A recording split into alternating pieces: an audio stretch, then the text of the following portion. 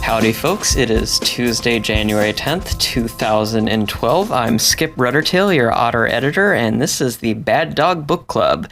Today's story is Car Repair, Chapter 1, by Cinnamon DeWolf in his story premiere on the book club. If you remember, he actually read last episode's story, and we're glad to have him back with one of his own. You may have seen this one on Sofer. It's been very popular. We're glad to have it here, and as always, we're glad to have the amazing, estimable Khaki F Dog read it for us. Enjoy, and do join Toonces and myself in a week when we'll be back to discuss it. Car Repair by Cinnamon DeWolf. Read for you by Alex Vance. Or Khaki, these days, whatever. The familiar and reassuring putter of the Vespa's engine was already giving way to a much more ominous mechanical wheezing, especially at stoplights, long before the motor cut out for the third time that ride. After coasting to a stop on the side of the busy road, Keo repeatedly stabbed at the start button, and while it may have felt satisfying to be punishing the recalcitrant scooter with a thumb frustratedly, it did little but elicit the uninspiring chugga-chugga-chugga of the starter without an inspiring buzz from the engine it was trying to turn over. The diminutive Kendavi slumped forward over the handlebars with a groan. Class was starting any minute now. She was already running late, and now that she was stuck on the side of the major roadway with little hope of any rescue soon enough to get her back to school on time. And of course there was the matter of getting the scooter somewhere besides where it was, dead and ticking over slowly while the motor cooled with traffic rushing by. Pleading under her breath, she gave a last few and decidedly more gentle and pleading pushes on the starter, the result identical to the last dozen attempts. She decided, fucked. Stanley would never have done this to me, she mumbled under her breath.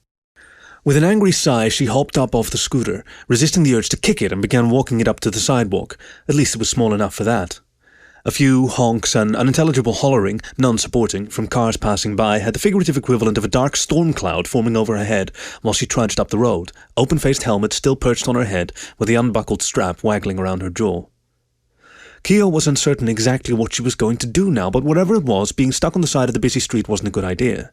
It wasn't until she'd gone a block or so, thinking more than once just how not fun it was to be standing at a crosswalk, waiting for the light to change while keeping a dead scooter propped up next to you, that she looked up to find herself in a light industrial area with any number of machine shops, warehouses, greasy spoon diners, and, mercifully, a number of auto and body shops. It didn't make her feel much better, studying them for some idea of which one she should choose to embarrass herself at by wheeling her dead scooter up amongst the much larger and more impressive-looking vehicles scattered around, but at least it gave her something to do besides feel sorry for herself. Eventually, and lacking any better criteria, she found herself stopping in front of the wide-open double doors of a run-down shop, one that seemed to have fewer people around than anywhere else she could see. She reasoned any place was just as likely to try to screw her over as another, and at least a near-empty one there was less onlookers to make her feel embarrassed. A dirty and faded sign reading Edgar's Auto and Towing hung over the entrance to the shop, the only door that she could see. Straggly weeds and grass stuck up through the cracked pavement leading up to the doors, forcing her to pick her way carefully through it, and the broken glass, gravel, and associated small bits of garbage scattered out front. From inside, too dark to see with the contrast to the bright light outside, she could hear the sound of air tools buzzing. "Hello?" she said, stopping at the threshold of the door. "Hello?" Nothing. "Are you open? Hello? Hey!" She surprised herself with a shout, nearly clapping a paw over her muzzle. In the dark interior, the whirring sounds abruptly stopped and a gruff, guttural voice answered. "All right, hold your horses, I'm coming," it called back. From the gloom emerged a squat, hulking Akita, mopping his paws with a rag that looked dirty enough to likely be depositing more onto his fingers than taking any off. Wearing blue coveralls bearing the name Edgar in script, a grimy baseball cap and work boots, he chewed the stub of a cigar to the corner of his muzzle and scowled at the suddenly shrinking back Kendavi. He looked to be maybe mid-40s, easily old enough to be her dad, and sporting a build with all the subtlety of a brick. He regarded her unsmiling, while she regarded him back and tried not to seem like she was staring. "You know, you little fuckers try to get us coming and going, don't you?" He growled around the cigar. "Pardon?" She was suddenly confused. "I just bought 4 boxes of them damn peanut butter ones from one of you at the bank yesterday. How many more cookies do you think a guy needs?" Keo stared at him blankly. You ain't selling Pup Scout cookies. She animated. Oh, what? No, wait, what? Why would I do that? Fuck if I know. So you ain't? No, I'm not a Pup Scout. I'm in college, she said, a little defensively. No shit. The Akita looked her up and down, mostly down, and gave a faint grunt before settling back on meeting her eye. Oh, could have fooled me. So what do you want? My scooter, she motioned with one paw, which required that she take it off the handlebars, letting out a sharp yelp when it began to topple over. She caught it quickly, feeling sheepish as she got it back up and steady. It's broken. You drop it? No, she said plaintively.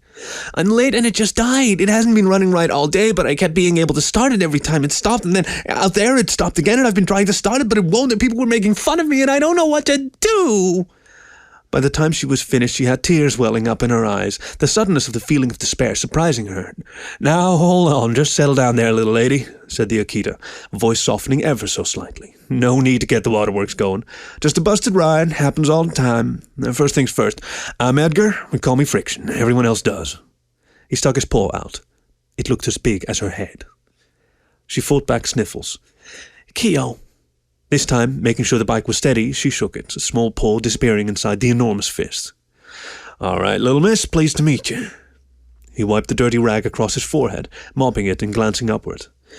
Let's get the two of you out of the sun and see if we can see what's going on. Stepping towards her, boots crunching on the gravel, he reached toward the scooter. And, how about you let me wheel her in? Keo nodded and waited until his paws were on the handlebars before she stepped back, and as he guided it inside she took a deep, shuddering breath, sniffed one last time, and followed him into the shop. The inside wasn't as dark as she'd first thought. It was just bright enough outside that it seemed like that. Just past the double doors, the shop opened up into a space large enough for a lift. There was a truck on it, a Toyota of some kind, and a long workbench scattered with tools and parts. Across from that was a wall of tires, belts, and a few racks of parts all crammed and jumbled together, next to a wheel mounter, what looked like a smog test machine, and a few other things she wasn't sure what they were for. Along one wall were some windows looking into another room she couldn't make out, except for an old soda machine. Maybe a break room? It smelled of grease, burnt oil, and cigar smoke in here. Flickering and buzzing fluorescent lights gave everything a green pall compared to outdoors, and she blinked, trying to get her eyes to adjust quicker than they wanted to. Edgar, a Friction, walked ahead, wheeling the scooter. It looked tiny compared to his bulk. Watch your step, he grunted over his shoulder, and she looked down to see extension cords and a couple air hoses snaking over the floor. She did. Alrighty, here we go, the Akita said, bringing her attention back to him. Stepping onto the center stand, he gave the scooter a careless flick, jerking it back onto the stand with significantly less effort than she usually needed to accomplish the same thing. He turned to face her, and for the first time, he cracked a faint smile. You worried something's going to fall off the ceiling? What? Oh! Blushing furiously, Keo fairly yanked the forgotten helmet off her head and let it dangle from her paws, clutching it in front of her. Sorry. Don't gotta apologize to me, honey. You look cute in it. She blushed harder and stared at his crotch. Her feet! She meant her feet. Why did he have to be a dog? Anyway, sorry you're running late, little lady, but I'm afraid it's going to take me a bit to give her a once-over. I'll try to make it quick, though. You can wait in there. He gestured toward the room she'd seen earlier, through the windows. Ain't much, but you got a TV, get yourself coffee, maybe a soda. Coin slot's busted, just help yourself to whatever you want. Keo gave a small smile. He hesitated. You don't mind me asking, ain't you a little young to be in college? She bit her lip, while the little smile stayed. Oh, I'm 23. I'm a Kendavi. We're, small. No shit. I've taken dumb... He caught himself, for the first time looking sheepish himself. I mean, yeah, you are. No offense or nothing. No, it's okay. A silence fell for a few moments, Keo fidgeting a little, and still with her lip between her teeth. Anyway, go on and take a load off. I'll have you fixed up in no time. She felt a wash of relief, not even having realized how tense she was until that moment. The dog was reassuring in a gruff sort of way, and his confidence infectious. Thank you, she said, forcing herself to look up at him. I really appreciate it. He gave her a wink and a smile that showed a few teeth to go with it. Just my job, ma'am. Miss. Run along now. With a grateful smile, Keo headed into the break room. It was, she saw when she got there, intended to be a waiting room as well, of a sort. There were a few chairs, none matching, and the promised coffee pot, soda machine, and a small TV playing a 24-hour news channel with the sound turned down. A stack of wheels doubled as a table, upon which were scattered a few magazines that looked like they'd been pored over more than a few times, covers ripped and wrinkled. A door to a small bathroom was ajar a crack, with a sign saying "Use latch to lock" scrawled onto a piece of paper taped above the doorknob. Another door led to what looked like a cramped and cluttered office. It smelled no better than the shop proper, but it did, she noticed, have air conditioning. Plopping into a chair tall enough to have her legs dangling above the floor, she picked up a magazine and began flipping through it.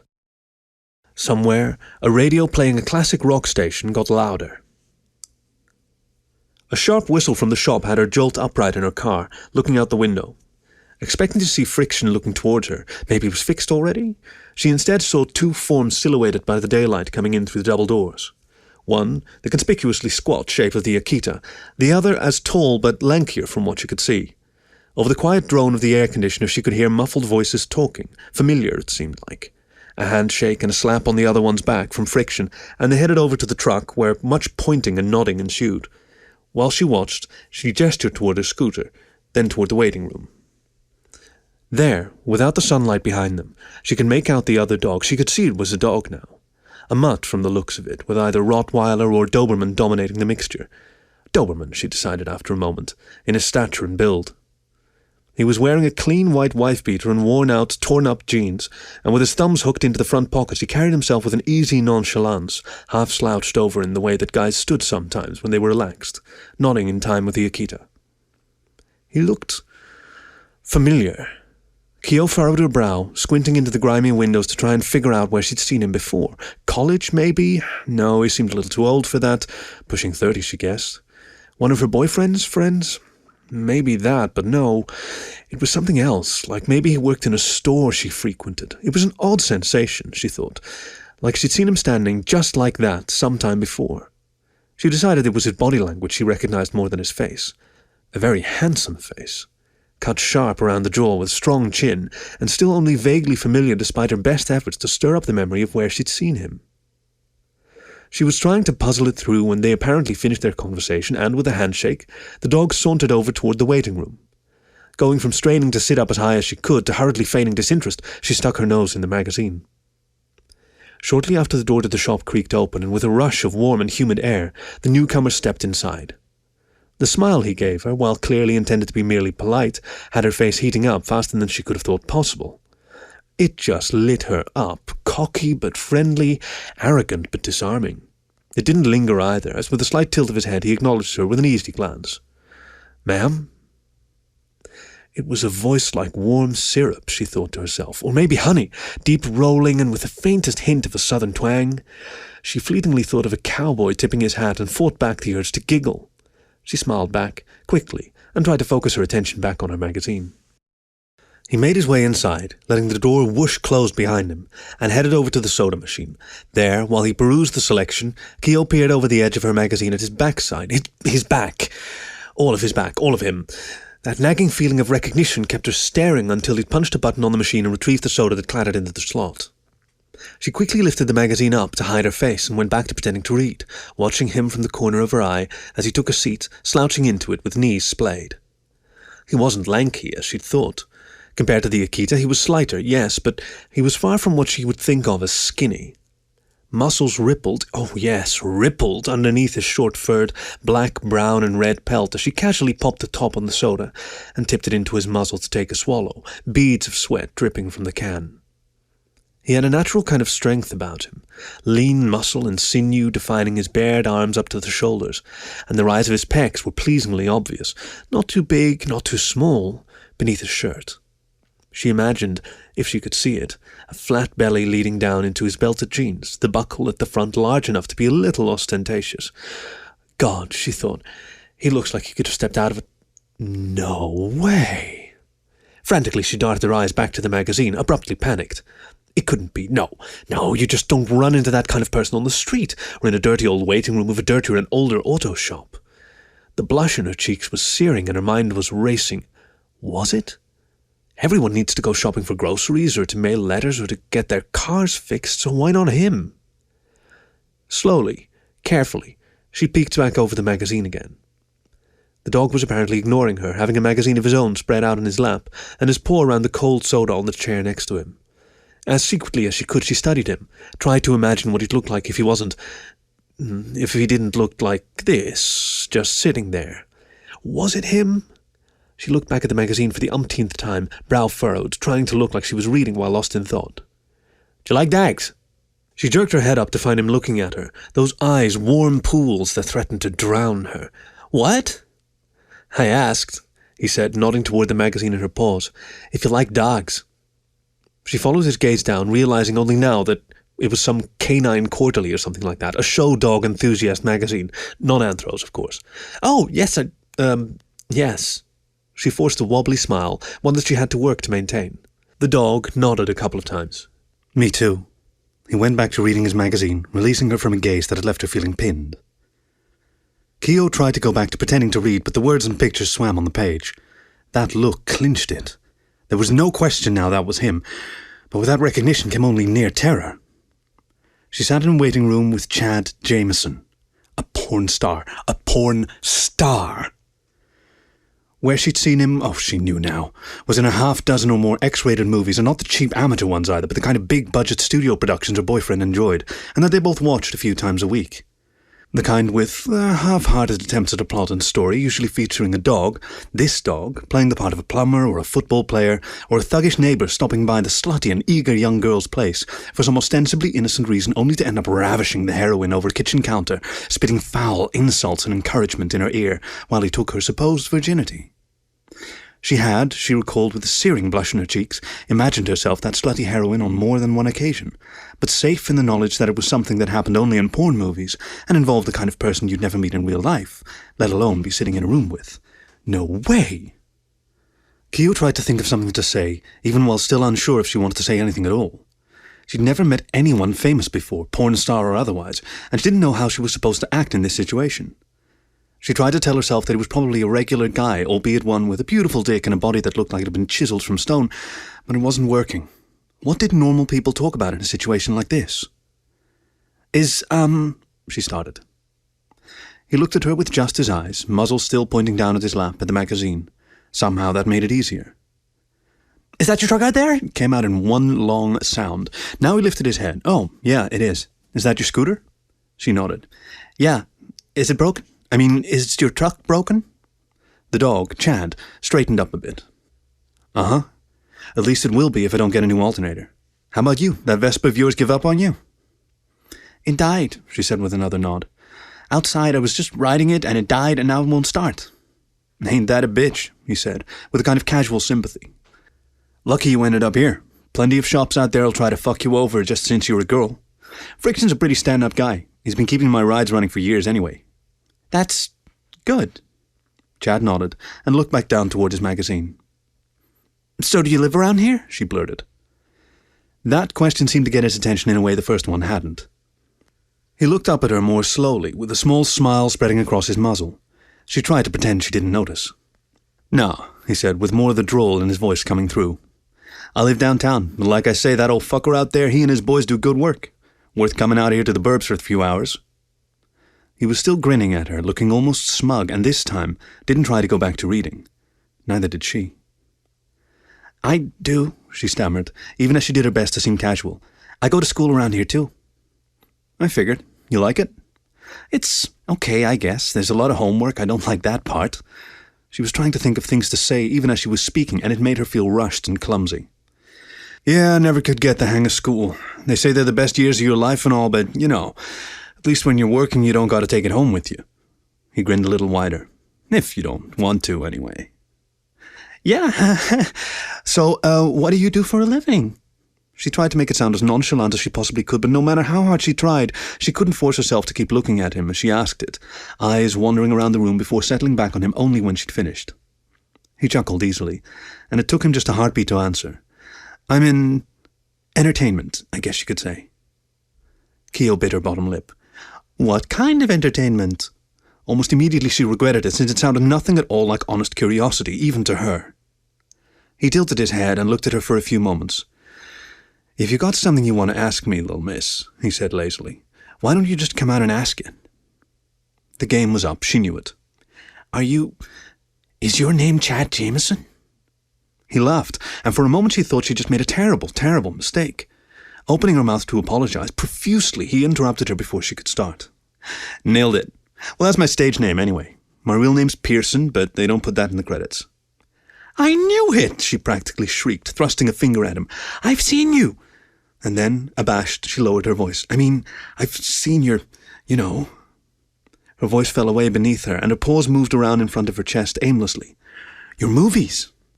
I was wondering where you were going to go with that, he said bemusedly. Always good to meet a fan, Miss... Keo, I'm Keo. Like I say, always good to meet a fan, Miss Keo, especially a pretty little lady like you. His grin was sloppy as he slung an arm up on the back of his chair. She blushed harder. Oh, you don't have to say that. I know. He took a swallow from his soda, lean muscles in his throat working while she flicked her gaze down over him and back up as quick as she could. It wasn't just her face that was warm anymore. I can't believe you're like a real person, she said. I mean, I didn't think you were a robot or anything, but it's just I've never imagined you needing to get your car fixed. Don't you have people to do that for you? He laughed again, and when he shifted in his seat, she felt parts of herself melt as the lump beneath the faded crotch of his jeans that she was trying not to stare at shifted as well. We ain't like real movie stars, sweetheart. We don't get paid anywhere near as much, and we sure as fuck don't have people. Not for that, anyway. I put my pants on one leg at a time in the morning, just like every other guy, only they pay me to take them off, too. Keo giggled at that, her confidence building. Is it at least fun? He arched his eyebrows. You're asking if I like getting paid to fuck porn stars? But you're a porn star! His coarse talk didn't embarrass her as much as she would have expected. In fact, it inspired even more bravado. Aren't you? He shrugged. Sure, but that don't mean I don't thank my lucky stars every day that I get the kind of tail most guys would give their right arm just to see up close, let alone get their dick wet in. These bitches ain't just good looking, they're the best there is. And let me tell you, they know how to fuck too. Professionals, all of them. I never thought of it like that, she said honestly. Most folks don't. He took another swallow of soda. Yeah, it's fun. It's still a job, of course. Besides the studio work, there's opening nights I gotta go to, signing autographs, press interviews and all. We even got award shows every year. You believe that? Like the Oscars, only for porno. And there's like 5 of them. I gotta go to those too. Wow, I had no idea. She was leaning forward in her chair now, fascinated. Uh-huh. So besides smiling for the camera, on top of that I gotta keep in shape, staying healthy and all that shit. And I figure regular actors don't have to prep before a shoot as much as we do, neither. We gotta show up at the studio ready to go, you know what I mean? She furrowed her brow. No. He chuckled, and much to her horror, reached down to give his crotch a lewd squeeze. It made his sheath bulge in his jeans, and she couldn't stop herself from staring, if she was even supposed to. Gotta make sure I'm good and pent up beforehand. No fucking and no stroking one out, usually for a few days before a shoot. If a guy can't do the deed when the cameras are rolling, he ain't worth shit. The director will have me out on my ass and he'll bring in some other guy who can, faster than you can say unemployment check.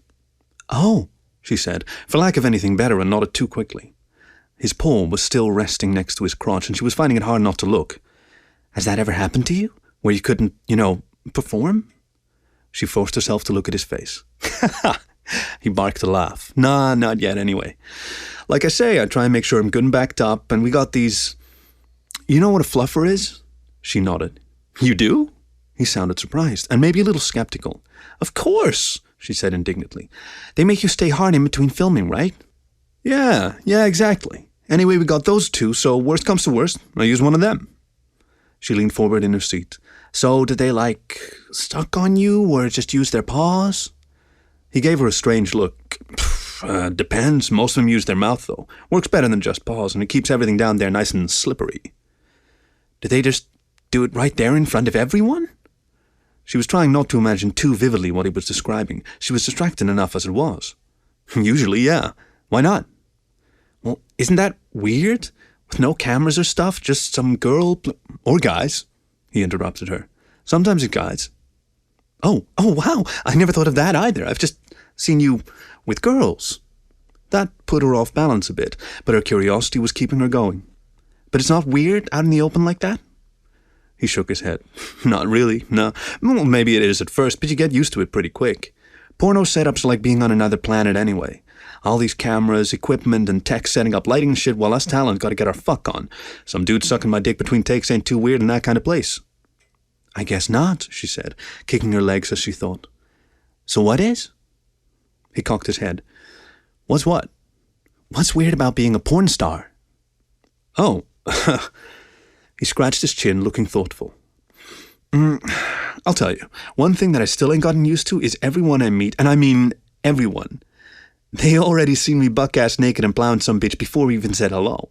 I can see it in their eye, too, trying to talk all normal and friendly and all, but all they're thinking about it the whole time is what I look like in my movies. She bobbed her head. I bet that'd be weird. Is it like that right now, with me?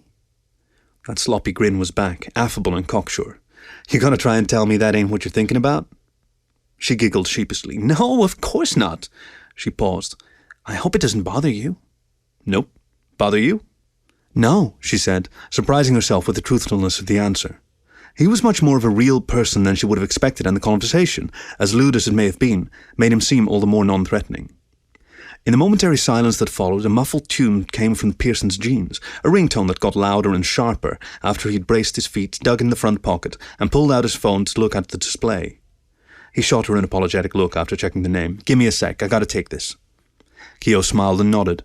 She was glad to have a few moments to think and reflect on the fact that she was sitting having just a normal, everyday conversation with a porn star about being a porn star and doing porn star things. It wasn't the sort of thing she was used to happening, and it was more exhilarating than just sharing space with him. He thumbed a button on his phone. Marty, my man, what's up? Some garbled words she could barely hear and couldn't at all make out. Shit, yeah?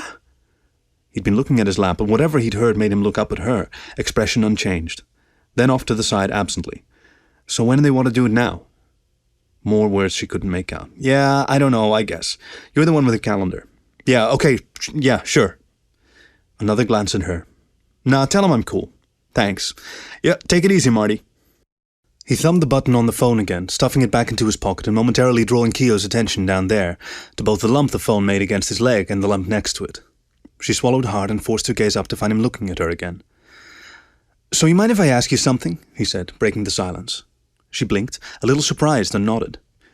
She didn't ask who Marty was or who was cool, although she was curious. Not to sound too much like I'm fishing around for compliments, but you got a favourite? A favourite? Keogh struggled to remember if she'd missed a thread of conversation, one that had been left dangling by the phone call interrupting them, and came up blank. A favourite porno flick, one that I was in at least, he grinned. Oh! Apparently she hadn't missed anything. She considered it, looking up at the ceiling. Well, I don't know the names of them. My boyfriend rents them, not me. But there's one where you, She hesitated, thinking more. I think you're playing a gym teacher or a coach. I can't really remember for sure. But you and this girl, this cheerleader, she kept hoping he'd interrupt her, but he just kept watching her, smiling with that small, smug smile that made it harder to keep going. She comes to your office or your classroom and you tell her you're going to cut her from the team because her grades aren't good enough, and She trailed off. He rescued her then, with an easy chuckle interrupting the silence. Tells me that she'll do anything to stay on the team. Earning an A was the name of that part, I think. Cheerleader was Jessica Sinclair. Yeah, that one. In fact, she had no idea what the actress's name was. She hadn't been watching it for her. So why'd you like it? Keogh bit her lip. I think mostly because my boyfriend really likes it, she lied. He thinks she's really hot and he likes scenes like that, high school stuff. In fact, she was pretty sure her boyfriend had never seen it. He'd rented it, but she'd watched it alone. Lots of guys do. That was a big money maker, he said. That was, I think about 5 years ago, 4 or 5. He leaned in a bit closer to her, conspiratorially. So you want some behind-the-scenes stuff, or would that ruin the magic?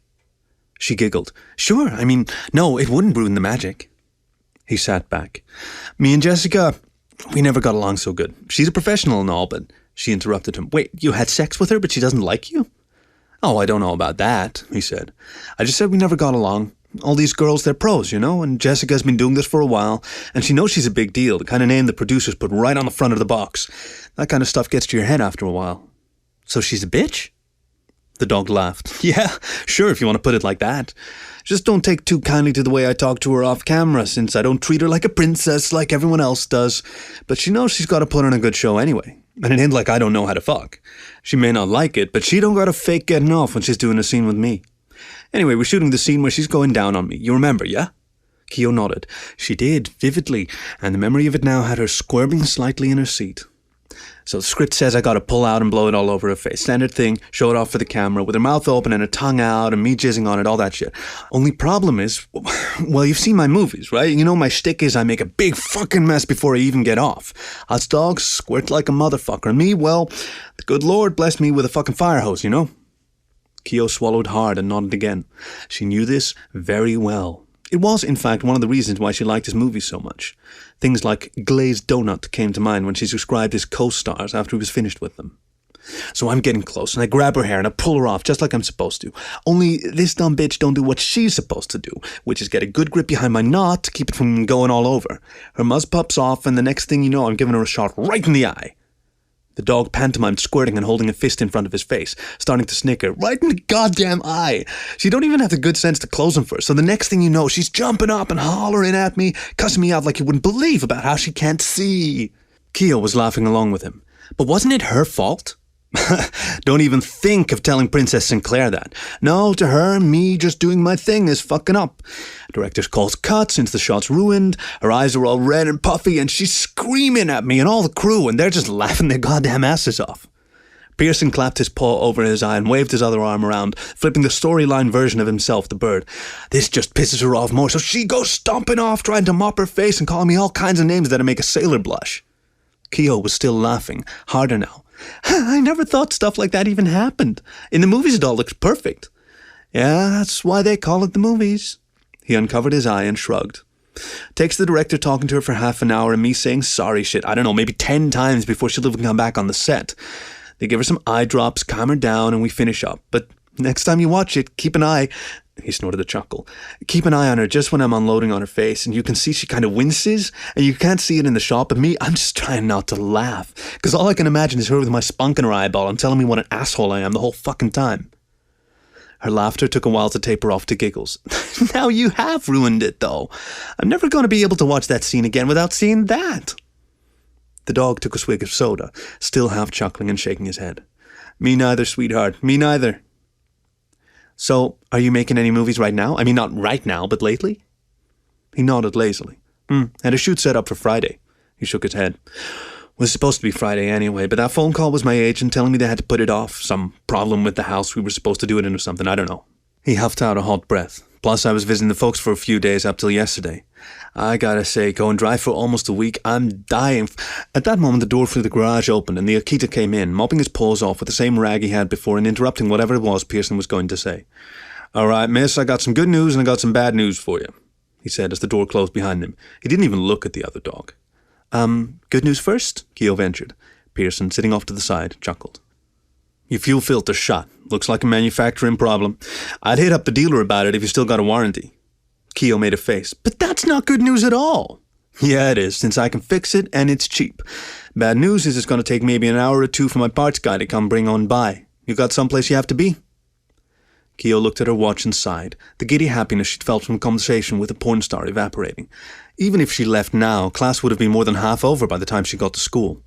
No, not anymore. Good, because he's already on his way. He turned his attention to Pearson. As for you and that piece of shit import you keep bringing around my shop, I got a spare alternator on the shelf for you. I'll get you fixed up before I gotta get this young lady's how grumbling again. It was obviously a joke, but the Akita didn't seem to be the smiling type. Keo giggled anyway. Pearson grinned and nodded easily, tapping his forehead with a finger in a kind of mock salute. Thanks, boss. No hurry, me and the lady here are just getting acquainted. Friction snorted, looking between them. Yeah, I bet you are. He stuffed the rag into the pocket of his coveralls. Try not to scare her off, huh? Keo giggled again, while Pearson feigned indignation. Hey, now, I'm a gentleman. Friction squinted at him skeptically. Sure, just keep it that way. He looked at Keo and winked, his expression still mirthless. He gives you any lip, you let me know. There's one you gotta watch out for. Apparently he did have a sense of humor. Keo nodded with another giggle and a sidelong look at the other dog, but Friction was already turning to go. When the other canine had left and the door creaked closed, they were left alone again, this time in a more awkward silence than before. Keo found herself staring at his lap, paws crossed over her thighs and trying to think of something interesting to say. So? She looked up at him to see that sloppy grin back on his muzzle. He nosed toward the door to the bathroom, but she just looked confused. "You want to see it?"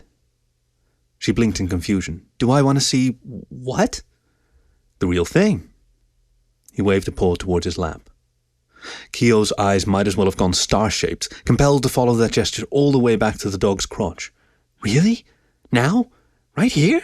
she asked excitedly, looking back at that grin disbelievingly. "Shit, yeah. It could use some air anyway, and we ain't going anywhere for a while." "Do I?" Then her excitement faltered for a moment. "But I should say, I do have a boyfriend." Pearson didn't miss a beat. "So do most of the girls I fuck. Some of them got husbands, and I won't tell him if you don't." He got to his feet as if she'd already said yes. "Besides, how many times in your life are you going to get a chance to see a real porn star's dick?" Keogh flicked her gaze toward the bathroom door, then back at him. She considered how the conversation with her boyfriend would go if she told him she'd seen Chad Jameson's dick today, and decided that it would probably go rather well. With a last furtive glance out the window at the shop, she couldn't even see the mechanic, who was probably underneath Pearson's truck by now. She got to her feet. "Lead the way." She tried to sound confident. "Atta girl," the mutt said, sauntering toward the bathroom and making a small show of holding the door open for her once he pushed it open. "Ladies first," he smirked. Keogh giggled in spite of herself, put her nose in the air in mock haughtiness, and marched inside.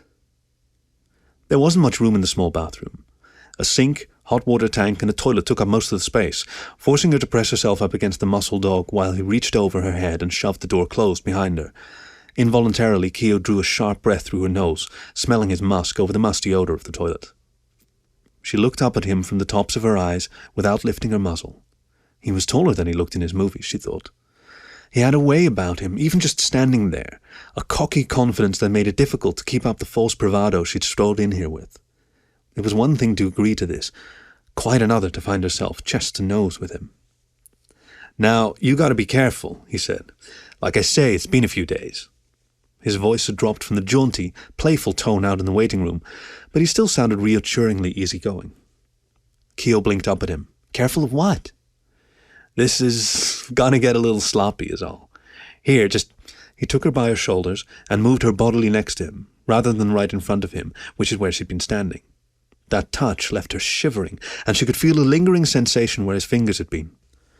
"There, unless you want to be wearing it as soon as you take it out."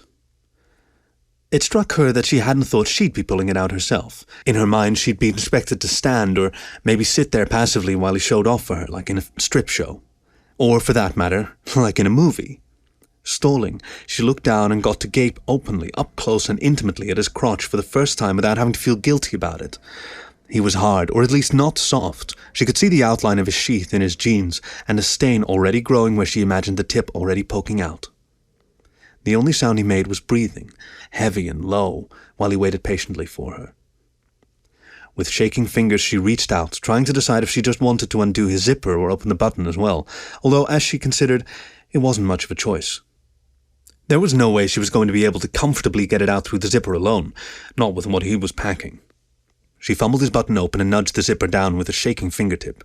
It didn't take much. The tension of the dog's swelling erection inside helped things along, and as the scent of musk got stronger in her nose, she got her first glimpse of dark fur and ruddy, red-veined dick. She gasped. It looked so real. "That's real good, baby." His voice had dropped and was syrupy in her ear now, warm and smooth and encouraging. "Now reach in there and get a good hold on it." She swallowed and reached inside. Her fingers brushed the bare flesh and slid past to his sheath, instinctively pushing it down until she felt it stretch over the already swelling knot and snap behind it firmly. The dog grunted, and she felt a pulse surge through it, the stain at the tip still lodged in his jeans getting much bigger. "All right, now squeeze tight and take it out. Careful now. Remember, I make my living with that thing." Keogh would have giggled if she could have mustered the confidence, but she did as he told her, taking a tight grip around the narrower root behind the bulb of his knot and levering it out into the open. It took some work, and she could hear him suck a sharp breath through his teeth when the sensitive, naked flesh rubbed over the denim of his jeans. She wanted to apologize, but couldn't bring herself to speak up. It was too surreal already. It sprung out of his fly, flopping heavily over the open zipper and landing with a thump against her arm. She gasped again. It looked exactly like it did in the movies. Dark red and veined and huge, unmistakably canine, and even more unmistakably Chad Jameson's. Fatter in the middle, at the tip it tapered to a near point already dribbling clear liquid, and at the bottom swelled to a knot as thick as her wrist. She cupped it in her palm, fingers and thumb forming a circle that choked off the rhythmic throbbing of his pulse. It made the whole thing inflate even larger, so stiff now it looked as if it might be painful for him. Unthinkingly, she relaxed her grip for a moment. The result was instantaneous. As threatened, a messy and copious backup jet of pre-cum painted her from forearm to elbow, warm and wet. She let out a soft gasp and hurriedly shifted her grip, keeping it directed away from her and sparing her arm further sullying. Yeah, there you go. Careful now. Keep that fucker aimed right unless you brought a spare shirt. Or if you're into that kind of thing. Even when she was squeezing down on it, it was drooling thin, watery fluid onto the floor. She could actually feel the pressure growing, a liquid build-up between her fingers and his body trying to squeeze past. Okay, now I'm going to show you a little trick we do in the studio. His voice was low and strained, but at the same time, almost businesslike. He was taking off his shirt while he said it, drawing her attention upwards for a moment as he bared a chest and torso she'd seen and lusted over many, many times before, just never in person. If he noted her stare, he didn't show it, tossing his shirt away and looking casually back down at where her small paw clutched around his dick. To her, it seemed wildly incongruous with what was happening. How could he be so nonchalant about this? She held his cock as she would a gun, gingerly bringing her other paw up to the barrel and hefting the heavy weight in both paws. Okay. Hold it tight, just like that. Give it a good hard squeeze. Yeah, just like that. You're doing great, darling. He leaned back toward the wall, looking down at his chest and at the sight. Showing off. Now loosen up, just for a sec. Keo did, and the bigger dog let out a throaty growl. His cock jumped in her paws, and much, much more generous than before squirt of watery and colourless pre-cum gushed from the tip, arcing not just across her arm, but far enough to paint a puddled stripe on the floor. Another jet, weaker, without the built-up pressure this time, spilled out before she hurriedly cinched her fingers back around to stem the flood. Wow, she breathed, genuinely impressed and staring in renewed fascination at the enormous tool she was wielding. She didn't even know guys could be that productive, or for that matter, that a cock could look that perfect. She'd known it was sculpted from his movies, but seeing it in person, it was the most flawlessly masculine and well-proportioned, notwithstanding its positively obscene size, cock she'd ever touched. He was breathing harder now. Yeah, like I say, I'm a messy fucker. His paw landed on her shoulder, up near her neck, and just rested there. Do me a favor and do that a couple more times. Feels real good. Keo still couldn't believe she was actually holding Chad Jameson's cock in her paws, someone she dreamed of literally more times than she could count. It was like she was carrying a priceless artifact, she thought, or maybe more like a deadly weapon. It certainly looked big enough to be dangerous. She nodded. Hoping he wouldn't notice, the next time she relaxed her grip, she aimed it a little more toward herself, just a small shift in angle so that the flood of pre-cum landed almost fully on her arm. She was dripping wet there already, the fur from forearm to elbow soaked with him. Her nose flared as she smelled the scent of him, overwhelmingly musky and male. She looked up at him shyly. Do you think maybe I could... She wanted to taste him so badly her mouth was watering. Oh, I thought you'd never asked, he said with a smug chuckle. Like he really had been waiting for her to ask it, even if she hadn't, not completely, anyway. Sure, show me what you got, sweetheart. He didn't have to ask twice. Keo kept her grip tight around his cock as she bent over and hesitantly opened her mouth wide to engulf the pointed, dribbling tip. The metallic and bitterly salty tang of canine pre-cum flavour hit her tongue immediately while she sank to her knees, shuffling around in front of him to avoid hitting her butt on the sink on the way. Holy fuck, she thought to herself. He's huge! Her jaw had to stretch to accommodate him, and even with one paw behind his knot and the other clutching the veined and bulky middle, there were ample inches between her fist and the lips that she couldn't even conceive of reaching. She'd seen lots of girls deep-throat him in his movies, but at this moment, anything more than what she was already nearly choking on herself seemed an impossibility. Oh, fuck yeah, darling, you like sucking on that? He was growling now, fingers landing on her head and twining into a gentle grip on her hair. Looks real good in your mouth. Drink it, baby. Come on, I got plenty for you. She nodded as best she could, and she relaxed her grip behind his knot, the dirty talk sounding natural coming from him. Practiced. A gusher of watery pee rushed into her mouth while his dick throbbed, pumping it into her muzzle faster than she'd expected. Even having been anticipated the volume of it, her cheeks bulged and a trickle of the stuff ran down her chin before she could swallow it all, and no sooner had she gotten down the first gulp when another came, then another, much faster than when she'd been holding it for him. She had to close her paws to throttle it before she gagged, gulping great mouthfuls of the dog's pre-spunk before she even took her lips from it. She couldn't bear to, not now she had him in there. "Oh shit, yeah, baby, suck that nasty dog dick. You're doing real good, real pro, just keep it up." His breathing was hoarse and heavy now, a growl breaking up the normally smooth lull of his voice. She'd heard that tone before in his movies, and always assumed it was just an act. The fact that it wasn't, or at least she couldn't tell, sent a shiver through her. She was unashamedly sucking on him now, bobbing her head on his cock while he humped at her muzzle in short and lazy thrusts. He was hard as warm, living steel, and the flesh of his cock an even darker and duskier purple-red now, glistening wet from whatever drool and pee she couldn't keep in her mouth.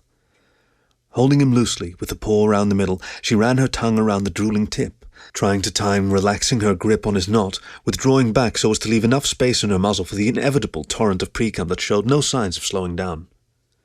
She started to get into the rhythm, eyes drifting closed, saying to herself over and over again, "I'm sucking on Chad Jameson. I can't believe I'm sucking his dick. I can't believe this is happening." An itch building between her legs that she'd been trying to ignore up until now had her almost dancing on her knees, and was insistent enough to have her stealing a paw down into the front of her capri, digging until her fingers found the wet heat of her sex, although wet didn't describe just how drenched she was down there, making it easy to slip a finger or two inside herself. She started to rub herself in quick, tight circles, the moan it brought muffled by the dog's cock in her muzzle. It made the experience of blowing him all the more thrilling, the little electric jolts it sent through perfectly matching the throbbing of the porn star dick in her mouth and the thirsty swallows of his apparently bottomless surprise of pre-cum. His breathing had gotten progressively louder, until now she could hear it even over the wet smacks of her sucking. The dog's paw clamped around the back of her head and balled up, gathering up a fistful of her hair and guiding her up and down now, very gently turning her head to the side. When she opened her eyes to steal a glance, she saw him looking down at her, his new position giving a good look at where his cock speared her muzzle. She blushed, he smirked, and she closed her eyes again with a whimper. "Nuh-uh," he said thickly, and gave her head a little jerk to get her to open her eyes, which she did. "Eyes up here, sweetheart." Keo did look up at him, through watering eyes that made her have to blink rapidly every few seconds, past the taut expanse of his stomach and broad chest and up his squared-off jaw and wide, toothy smile aimed down at her. She felt herself flush hotly. She'd never locked eyes with a guy while blowing him before, and it felt slutty. Like the kind of thing girls only did in the kind of movies Pearson starred in, especially since it was him up there, a face usually, and often, only leering down at her in fantasy. Underneath her fist, clamped around the heavy dog knot, she felt Pearson's balls start to pull up, and dragging her attention back to the blowjob she'd spent the last little while giving on autopilot.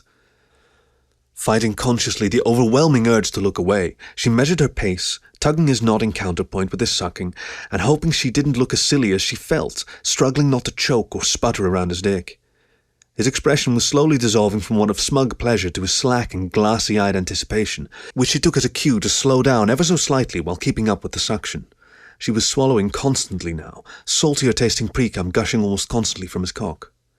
"Fuck, baby," he growled, words barely decipherable through the throaty sound of his growling.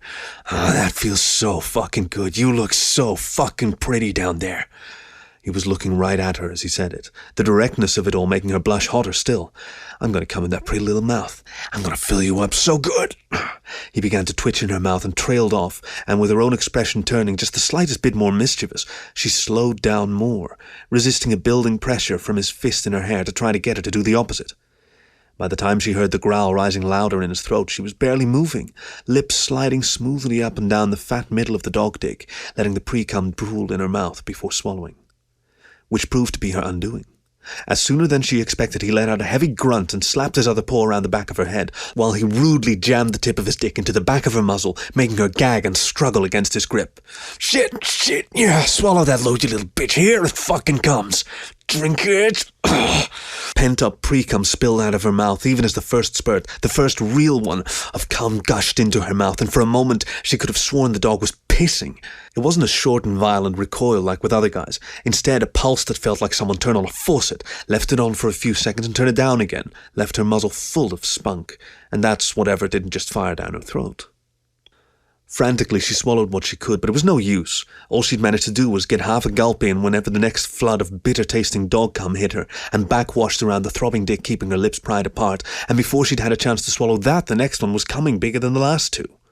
Large drops of the stuff dribbling from her chin hit her knees with audible splats, while she just gulped up as fast as she could, getting about half of it down and wearing the other half on her face and thighs in very short order. She'd taken her paw from between her legs, impulsively trying to cup and contain the mess dripping off her chin, but it was overflowing her palm within a few seconds, and she quickly gave up, wrapping the wet paw higher up around the thick and throbbing knot, holding him with both hands now. She was still slurping well past the point where she was now able to keep up with the dog's impressive output, coming to the dual realizations that it probably now looked as if she was trying to get more out of his cock than he was producing, and that he was no longer trying to keep it crammed in her throat. She stole a look up at him, and at the broad smirk that had returned before blushing and resuming a now slower swallowing. The flavour wasn't as strong now, and she wasn't even sure if he was still coming, but staying put and finishing him off seemed like the right thing to do, especially since he appeared in no hurry to pull out of her mouth. And anyway, liquid was still sputtering over her tongue, and she would probably get all over herself, more than she already had, if she pulled off. "God damn!" the dog finally drawled, emphasis on the last syllable. He used his fists in her hair, still holding on tight, to guide her back slowly, looking down as the cum-slimy cock spilled from her lips. Keo, dizzy and feeling a little queasy, did her best to put on a show with her head staying obediently tilted to the side and letting him watch himself withdraw from her sloppy mouth. When he finally slid free, he let go of her, and she sat back on her ankles, panting. "I didn't even—" Keo swallowed, wiping off her mouth with the back of her arm and trying not to look self-conscious. "I didn't think that was real. When you came—" She had to force the word out. It sounded so dirty. "When you came like that in the movies." He staggered back against the sink, panting more than a little himself, sweat trickling down the middle of his chest and over the short fur. "That's why I get paid the big bucks, sweetheart. Like they say, fucking fire hose." He looked down at himself and his slowly deflating cock, then back at her. "I gotta say, most ladies don't handle it as good as you." He grinned. She looked at herself, eyes widening in something close to horror when she realized just how much of his cum was on rather than in her. "What do you mean? I'm a mess!" Pearson chuckled thickly. "Yeah, but trust me, I've seen worse. Come here." He made no move to put his cock away, a fact that Keo was grateful for since she got to stare at it a little while longer, and now he just held his paw out to her. She took it and struggled to her feet, sniffing a couple of times and tried not to think about how much bigger he was than her, and how warm she still felt between her legs. "Thank you," she stammered shyly after she was standing, offering him an embarrassed smile. "Heh," he said, reaching out to start to tug at the fly of her capri, fingers avoiding the splotches of cum painted in dark stains over the front. "What are you doing?" she said in shocked surprise. If she'd been able to stumble back, she would have, but the bathroom wasn't big enough for it, and anyway she still felt dizzy, so all she managed to do was cock her hips back. "Shh, relax," he murmured from above her, voice back to that slow honey and all the more contrasted with her sharp tone as he easily chased her hips back. "You're gonna have to rinse him off anyway, and I figured I owe you, what with making a mess out of your face and all the rest of you, I guess." This time she looked up at him, ready to protest meekly again. But apparently he took the gesture differently. Lips parted, muzzle lifted, and pressed his mouth into hers in a sudden kiss hot enough to melt a glacier. So shocking and intense was it from the very first touch that she almost collapsed, sagging against the wall and paws at his side, while he finished unbuttoning her shorts and explored her muzzle with his tongue. His very long, very soft tongue. Keo found herself returning the kiss with growing enthusiasm, paws landing on his chest. She hardly even felt when her shorts dropped to pool around her ankles, or noticed when his thumbs slipped into her panties and pushed them down to her thighs. In fact, it was only when he broke off the embrace and began to sink to his knees with a sly smile she became conscious of being, mostly, naked from the waist down, biting back the urge to ask him again what was going on. What he intended was apparent soon enough, as he nudged her side, getting her turned around and facing the sink, nuzzling underneath the rise of her butt along the way. Warm breath along her by now very sensitive pussy had her shivering, and it felt only natural that she'd bend over, elbows on the dirty shop sink, so she could better feel more of that wafting heat. The first slap of his tongue was like being electrocuted. Her whole body went rigid, and a shiver that started in her spine and shot up her back left her feeling twisted, like a wet rag held tightly wrung out. It made her want to climb, one knee coming up on the sink in an instinctive attempt to unwind herself. Even as the next lick preceded, his tongue and muzzle delving fully into her, and bringing with it such a strong physical rush of pleasure that she couldn't stop herself from crying out through clenched teeth. It may not have been the first time she'd been eaten out. Her boyfriend was more than generous enough to offer up his tongue whenever the urge struck her, but it was the first time that she'd been eaten out like this, with every touch and slip of his tongue seeming to find a new, shockingly sensitive spot within her to tease. He was responding perfectly to body language she didn't even know she was broadcasting. It felt like every time he found a new place to hone in on, he was already going at it with gusto before she'd let out her first whimper, and each time it started to get overstimulated, she'd barely so much as cocked her hips before he moved on to new ground, exploring her pussy with a skill she had to assume was supernatural. Her first climax was almost an afterthought, so overwhelming with the sensations that it was with barely a bump that he pushed her over the edge and kept her there. Later, when she tried to remember if it had been just one orgasm or 10, she couldn't say. Her vision went white and stayed there until he was apparently satisfied and stopped doing whatever he was doing, bringing reality rushing in once again and leaving a ringing in her ears. She could barely breathe. "What did you—" She didn't even open her eyes and could only talk on the panting exhales of breath. "How did you do that?" The mutt didn't answer. He just did it again, whatever it was, and sent her back on a journey sailing on the seas of her orgasms, hips bucking while her cries echoed loudly back to her from the sink, even as she tried to bite them off. They were, after all, still in a public bathroom. At least she tried to stay quiet during the brief, flickering moments of conscious awareness, since in between she could be screaming Pierce's name to the ceiling for all she knew.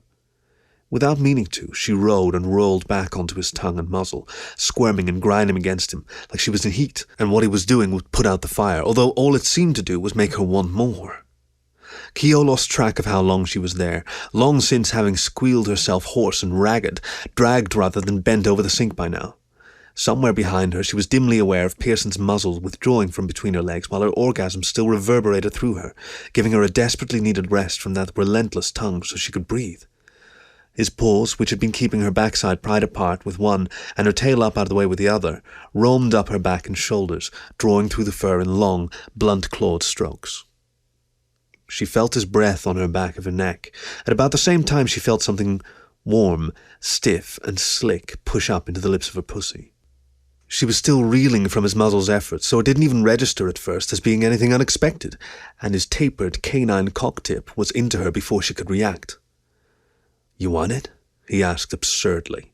He was already inside her, already rocking his hips and slowly fucking more of the painfully thick and, more distressingly, decidedly bare cock into her. Even if she claimed verbally she didn't, the same body language he'd been reading to bring her countless orgasms while he ate her out gave him the answer, and she knew it. It hurt to have him in there. He was very, very large, but in a deeply satisfying way, and already the dull ache of penetration was fading. This wasn't the safest time of year for this kind of thing, but he was right before. How many times in her life would she get this chance? It was all she could do to nod hurriedly, feeling him throb and wondering, fleetingly, if there was as much pre-cum pumping into her now as when she'd been going down on him earlier. "Then ask me for it," he growled heavily. His voice hardly changed pitch, but was infinitely more demanding, and more upsetting was that he had stopped fucking into her, just a scant few thick inches throbbing inside her, and now began to teasingly pull out. "You want this fat fucker in your pussy?" She whined, pushing back against him. Yes, I want it!" Something dribbled down her thigh. From her or him, she didn't know. He was still pulling back. "You want what?" She flailed the pole back, trying to grab at his hip. Your cock," she heard herself say. "Please, I want your cock. I want your dirty dog cock in my pussy." Her face got hotter and hotter with embarrassment as she tried her best to sound as like she thought she should in this situation. It made her feel dirty, in a good way. "Just please put it in. No. Whatever else she was going to embarrass herself with faded away as he slid smoothly and assuredly into her, fast enough to make her angle her hips in a futile attempt to slow his progress, as all at once she was filled with far more freshly hard dog dick than she'd expected. He knew how fast to go to stay just ahead of what she thought she could take, and every time she thought that now surely would be the moment she'd feel the kiss of his knot against her nether lips and another thick inch squeezed into her. But he must have gotten past the midpoint somewhere in there, because moments later she did feel that swollen ball of his knot push up against her opening, his cock tip throbbing and twitching impossibly deep inside her. For the few seconds he gave her to enjoy it, Keo could feel him throbbing. Even the warm, wet jets of pre-cum she'd been guzzling down a few minutes ago were evident now as warm and pulsing pressure. She'd barely started to wonder what he was waiting for when he drew back just a little bit and pushed back in, firmly, enough to jolt her when his hips hit her backside. Then another, longer stroke. A few more and she found the tempo as well, bracing for each thrust and going so far as to push back against them, softly whimpering while biting back louder sounds that could get both of them caught. He'd been telling the truth before. Every motion was confident, aggressive without being violent, and when he hit a particularly sensitive spot inside her, there was no question it was with intent. He knew exactly what he was doing, and he was incredibly good at it. Before long, the sounds of their lovemaking were louder than the occasional whine of air tools out in the shop, wet smacks and husky breathing through clenched teeth, sounding unnaturally sharp in the confined space of the bathroom. The pounding of his dick into her was sending shuddering waves of ecstasy through her body, strong enough to have her nearly collapsing against the sink, even holding onto it tightly with both paws. Every time the swell of his knot hammered at her sex, she pushed her hips back. The underside of it was grinding against her clit roughly enough to have her on the edge of orgasm for long, uncounted minutes, even as it tried to painfully wedge her open. It felt exquisitely bestial.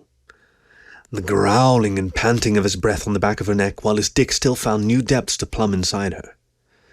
Keo desperately craved more, and although she couldn't bring herself to say it, she screamed it with her body language while whimpering into his paw, loud enough for him to notice. "You want it, don't you, baby?" he growled roughly into her ear, catching the hint, if you want to call her practically slamming her hips back against him every time he pounded into her, a hint. "You want that big fat dog knot in your cunt, don't you?" It wasn't a question, but she nodded frantically anyway. She'd known she wanted it inside her from the moment it first kissed her pussy lips an eternity ago, when he first slid fully inside her. "It's gonna hurt." He pushed in until the ball of hard flesh was pressed to her cunt, hard enough to just start to spread her open around it, by way of punctuation. "And once I get in there, I ain't coming out till I'm good and done." She hesitated this time, but nodded again, just as frantically. That wasn't a question either. "You on BC?" A dozen different answers started and died on her lips, some truthful, some less so. When she finally answered, she didn't even lift her head on her forearms and muzzle in the sink. "Do you care?" She said it all as one word in a rush, almost feeling the words course through her. The wrongness of them. His thick, answering chuckle said more than any words he could have used. A paw stole up her shirt, pushing it and her bra out of the way. Clawed fingers found her nipple and pinched hard, and his other paw closed around her muzzle to hold it tightly shut. She nearly convulsed and slapped her paw back against him, but it was too late. Before she could change her mind, he was forcing her open around that fat ball of flesh, and she barely even had time to squeal through her nose before her cunt swallowed it inside with a loon, wet squish, locking down behind it tighter than her fingers ever could have. The pain of it was brief, but shockingly intense, and lanced through her spine, hard enough to make her see stars anew and thrash mindlessly in the dog's grip. He'd undoubtedly been expecting that reaction because he made sure to ride it out, keeping a tight hold around her muzzle while she tried to cry out, but those cries were quickly changed to ones of ecstasy when she realized she was tied. "Fuck! Fuck! Take that fucking dick, bitch!" He had his paw clutching around her entire breast now, the other wrapped completely around her muzzle from chin to bridge. He was fucking into her with quick, short little thrusts, holding her so tightly around the muzzle she almost couldn't breathe. She'd never felt so full in her life, the sensation like her entire inside stretched around him and centered around his impossibly huge knot wedged just inside her aching sex. He was tugging back more, pushing than in, using the pressure to tug on it with every buck of his hips. "Oh shit, here it comes, baby. Oh fuck, you feel so fucking good. Goddamn, here it fucking comes." He jammed himself home into her and shuddered, his words dissolving into growls as she felt his cock jump and throb heavily inside her. The first gush of his load was hard enough to feel splashing against the walls of her cunt, as were the next half dozen when he drove into her with feral, bruisingly hard jolts of her hips. And then he let her go, bracing himself against the sink as well, and just growled and grunted out the rest of his orgasm, an orgasm that lasted far longer than any she'd experienced, except in his movies, where it was usually on display of the camera, hosing down his co-star.